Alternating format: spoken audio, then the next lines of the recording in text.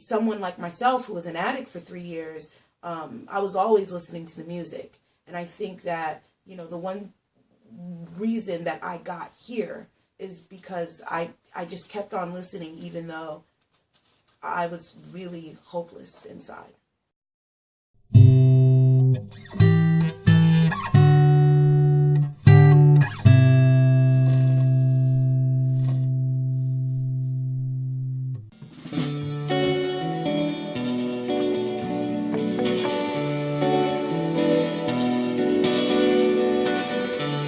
I've always been, I think, a visual artist.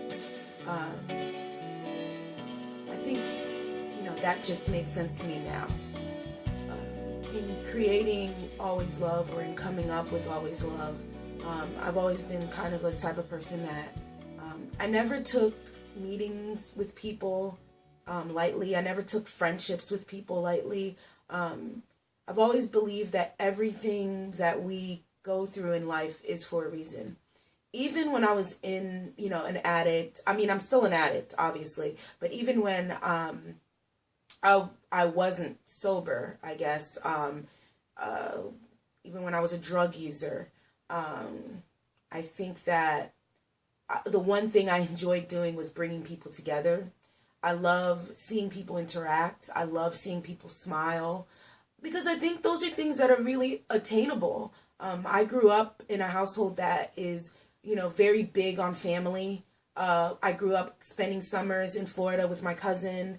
I grew up, with, holidays and occasions every Saturday, just, the sense of community, a sense of people being together as one. I'm Haitian American, first generation. And I think the one thing I've learned about my culture is that we are united together in times of absolute peril. Like after what happened with the earthquake, despite, aid that was coming in, our government was so corrupt that we didn't receive any of that aid. And what ended up happening is they, reestablished themselves in their own way. They, lost their houses and they made tents. And it was pretty much a tent city in Haiti, and still is in, Port-au-Prince, in the capital where it happened. My father grew up in a village, and, everything is based off of who you know. I remember being 14 years old and he took me there, and, I'm looking around and I feel like I'm in a foreign place. I don't even know what is happening. And my dad just leaves me alone in this, foreign land where, I've never been to before, but everyone that was there knew who I was. And my dad knew I was going to be protected. It didn't matter if I ended up lost in the forest somewhere, I would be okay. I think that that's a lot of things that I've learned, is how to bring people together, which is why Always Love is, comprised of people that I trust, people that I really care about, people that I have always seen, that they wanted a lot more out of life. By being an addict, I think I pretty much lost a lot of that hope that I had for us as friends, a lot of hope that I had for our future. I remember, there would be times where, I didn't speak to my family for a long time because, I didn't want them to know what I was doing. I knew what I was doing wasn't right. And, but I would always kind of like, let my dad know, I think I'm going to be okay. I think I'm going to be okay. And, when I pretty much had a mental breakdown. I ended up in a hospital. They diagnosed me with schizophrenia. It was, at a time where I felt like I was getting everything that I wanted out of life, but all around me, everyone was still an addict. And no one was remaining committed to, being clean. And it made me start to become extremely paranoid. I couldn't understand how a group of people like us could be so hopeful about life and have so many thoughts and ideas about our future, yet we're not doing anything about it. Once I stepped away from everything, once I, had to, come back, to, my parents with my tail between my legs, and, kind of tell them, hey guys, 3 years, I, survived, but I wasn't as, successful as I thought I was gonna be. I have to start all over again. I became extremely lost. I was very leery of people, of my friendships that I made with people. I, the paranoia side of me was extremely strong, even though the heart that I had, the love that I believed in, the potential that I saw in all of us, even though, that was kind of like, dwindling away.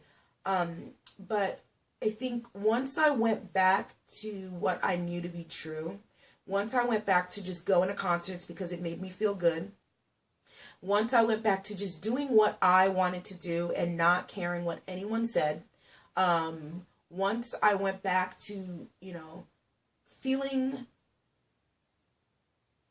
like Jenny, a person that doesn't care what people thinks of them, is just who she is and loving life, that's when I started to feel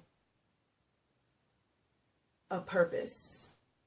And that's where Always Love kind of, worked its way through and manifested itself. I think a lot of times, in life, we kind of think that, you have to either be, ultra, ultra, ultra hippie, free love and peace with, removing yourself off the grid and not paying, taxes and, and doing all these, being irresponsible. Or, you're really, really, doing everything that you're supposed to do, and you're working a 9 to 5, and you come home and you eat and you sleep and you work out and you possibly go on vacation if you can handle it. And I think for me, I just needed to know who I was and be okay. And the one thing I always remind myself every single time I'm, starting to get lost a little bit is, Jenny, you're clean. If you're clean, then you're okay. The different ways I express myself, I guess the different creative ways or artistic ways I express myself, I feel, I don't know, I'm a little bit of everything. I've said that before. I like to take pictures. Sometimes I will see a scene and a song will pop up in my head that kind of goes with that scene. I mean, I guess music is, the way I express myself. I'm not a writer. I'm not a musician. I think I could play the drums. I started to play the guitar. I have some, I had piano lessons growing up. I had singing lessons as well. I was in gospel choir when I was in high school. I also did musicals in high school. Where I really feel free, where I really feel like, I'm alive is, standing in front of a stage with a band that I enjoy and dancing. I don't care who's looking at me. I don't care, what's going on around me. I am moving to the music, and that's where I feel alive. That's where I feel free. I think that art helps you find an outlet. A lot of times I feel like when we are sitting alone at home with our thoughts, we tend to try to find a way to feel better instantly. And what we do is keep all this stuff inside of us, go towards something easy, which is drugs, because it's out there. You can get it whenever, wherever. If you really try, it's very easy to do it. And we're lost, and we're alone, and we're just trying to find something to numb ourselves. What art does is it's a process. And so when you're you know, painting, for example, as you're kind of, you know, thinking these crazy thoughts that you're going, you kind of enter a weird trance. That's why I find like artists extremely, extremely inspiring. You know, my friend Narissa is an artist, and she's definitely someone that I just look at in awe all the time, because it's like, you know, I sometimes have artistic, you know, moments, but, you know, the amount of, you know, inspiration that you have to go through, the you know, darkness sometimes that you have to go through inside of yourself to express, you know, something, an image that's inside of your head. It's just, it's astounding to me, because, you know, like right now she's working on a piece about love, and it's, you know, how torturous and treacherous love can really be to someone. And she's going into, you know, a lot of, you know, what you feel about yourself, because sometimes I think that we, you know, we really can hate ourselves, hate who we are, you know, just be in complete turmoil. And I think that what happens when you use art as a way to, you know, go through all these things that is in your head, you feel really good. You feel accomplished, and you feel, you know, confident, because you did something that, you know, took a lot of, you know, brain power. And art definitely is a release for a lot of the stuff that's going on in our heads. Same with music. For me, music is everything. And when I can hear an artist speak from their soul, and it really enters my soul in a sense where I'm like, you know, I get it, I understand, I feel it, I feel okay now, I don't feel alone. That is just, you know, amazing. I think sometimes when we're sad, we feel like we should push it away. Like when you think about men and women, men are thought to not really embrace their feelings. They push that away. Guys aren't supposed to cry. Women are either overly emotional or, you know, not emotional enough. And we're all pretty much just trying to find the balance. When it comes to music, I think that the best part about it is that it allows you for a moment to deal with the pain, to not only be content with it, go through the motions of what it means or what it takes when you're, you know, sad. I love sad music. I really, there was a point in time when I gravitated towards it a lot more, especially when I was an addict. I was constantly just trying to find hope within it. Hearing that an artist was, you know, lyrics, they were going through the same sort of darkness, especially when it comes to like suicide, you know, wanting to kill yourself, wanting to feel like you don't belong on this earth, feeling worthless. Sometimes there are songs out there that actually, you know, talk about that, talk about, you know, wanting to give up. For me, you know, at least, and that's the only person I can talk about, because we haven't done this yet. And for a lot of my friends, music is, you know, allows you to a moment of just, you know, being okay with being sad. Art has enhanced my life by, I mean, there was a point in time where I picked out the day that I was going to commit suicide. I had it all planned out. I figured it all out, how I was going to do it. No one was going to know. I was just going to go for a walk, end up where I was going to go, and disappear. And a friend of mine, I don't know if he knew what I was going through, but he asked me to go for a drive with him. I told him no, and I think the last minute, I decided, you know what, why not? Why not just give him that? And we go inside the car and we start driving and he plays this song. And the lyrics just entered my soul. And at that time, I had lost my job. I had an amazing job. Lost it. Lost my apartment. And I'm pretty much sleeping on his couch. And I don't want to go back home to my parents because I've only been back in Jersey a year. And I feel like I'm going to be unsuccessful to go back, my tail between my legs, and tell my parents I failed. And I'd rather die than go back home and tell them that I thought I could do it and I couldn't.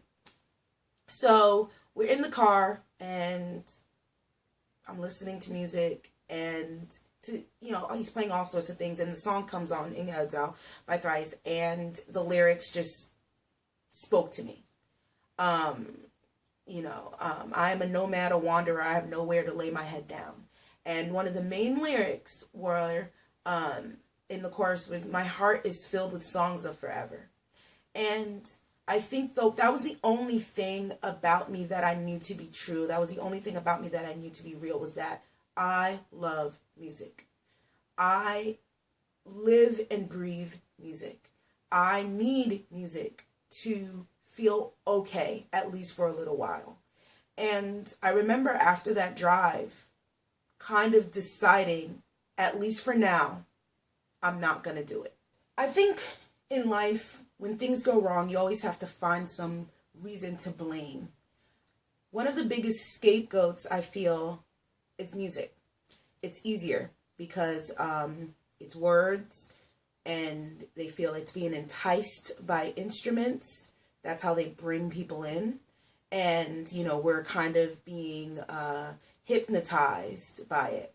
I remember the time, when they blamed Marilyn Manson for a lot of the school shootings and stuff that was going on.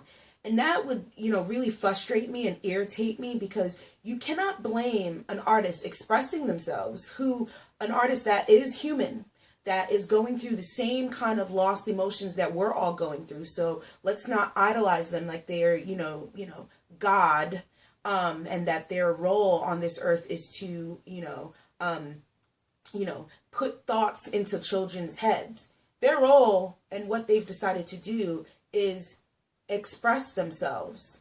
And they're just telling their story, or they're just, finding their own creative outlet. And, if you're listening to it and it makes sense to you, or you're, and you're here, these, who hasn't thought of, wanting to kill themselves? Who hasn't thought of, wanting to, kill someone else? The thing is, if you're angry enough and if you're that lost, you're going to do what you want to do any single time. You can't blame someone or something or some sound or some music as a reason to, why, you did what you did.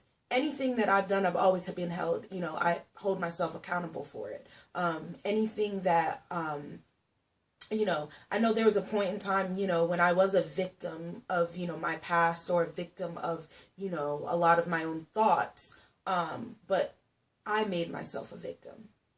I remember growing up, my dad would expose my sister and I to a lot of different things. And while exposing us to these things, he would explain it to us. Because in his mind, if we got the information from someone on the outside, most likely it's going to be their own interpretation and it'll be wrong. I learned about sex very, once I could, comprehend. I learned, my dad had all kinds of music playing, growing up. I was very much into, my first CD was Celine Dion. I, grew up with my dad listening to, Otis Redding. He's very big on Queen, Eric Clapton, and that was just, cultured in, all kinds of music. As I got older, I definitely found my own way. I started to learn about different artists that I knew nothing about. I was very judgmental about a lot of, music, especially like artists like 9 Inch Nails. I thought it was dark hate music, not realizing how beautiful it actually is. I actually have lyrics on my back from the band 9 Inch Nails. And, I think, what people need to understand and what we all need to know is that, don't take these artistic expressions as truths. Don't take them as, being brainwashing or, because the lyrics are hateful.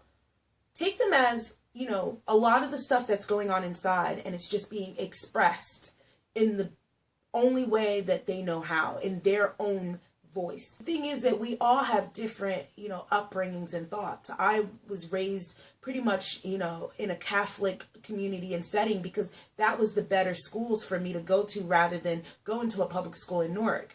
And a lot of those ways, have definitely instilled who I am. The first college I went to, Bloomfield College, I only went there for 2 years, but, it felt safe because that was the kind of community that I knew. And so as I got older and as I started, forming my own identity in who I am, I definitely use a little bit of everything. I'm very big on meditating. I have Buddhas all around. It's not necessarily call myself a Buddhist, but I definitely call myself, a person that takes all sorts of different elements and makes them, their own, makes it their own truth. Use it as just kind of guidance. Use it as, sounds. We're so, consumed by the thoughts in our heads that sometimes we need to hear something else to just, so we know that we're not alone. We're not supposed to kill someone about it, but that's your decision. That's the person's decision. It has nothing to do with music. And to blame art, music as, as kind of like the reason for it, it's just, an easy way out, rather than blame, themselves.